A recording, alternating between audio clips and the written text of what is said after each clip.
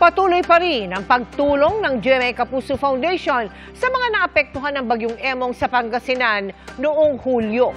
Hanggang signal number 4 ang itinaas noon at maraming bahay ang pinadapa ng malakas na hangin.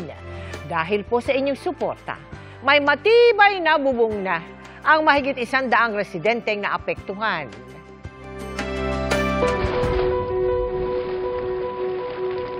Sa mga natatanging rock formation na Hugis Payong, tinawag na Home of the Umbrella Rocks ang bayan ng Agno sa Pangasinan. Kung ang payong ay nagsisilbing pananggalang sa ulan at init, kasalungat naman ito ng sitwasyon ng mga residente noong nagdaang Bagyong Emong. Ang single mother na si Nomi, wala nang maayos na masisilungan. Ano po, nung palakas pa yung ulan, hangin po, na po kami sa kabilang bahay. Kinaumagahan po, kita namin ganito na po yung itsura ng bahay po. Pagsakta po yung bubong. Sa bayan naman ng Anda, nasira ang bahay na mag-inang Mercy at Grace.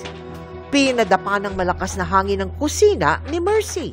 Yung kusina din po namin na totally po na nag-collapse. Lahat ng mga gamit po, mga damit, pumasok po kasi yung tubig, ulan, kaya nangababasa po. Naghati ng GMA Kapuso Foundation ng yero, kahoy at roofing materials sa 160 residente sa bayan ng Agno, Anda at Bani sa Pangasinan. At ang pinili ho natin ng mga materyales de kalidad, makapal ho na yero at saka good lumber para talagang matibay ang mga bubong. Namahagi rin tayo ng food packs, hygiene kits at lugaw.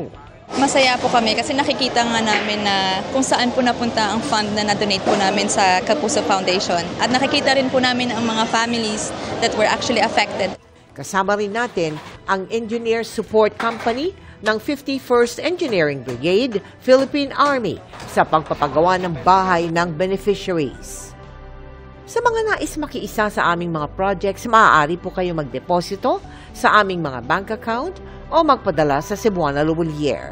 Pwede ring online via GCash, Shopee, Lazada at Globe Rewards.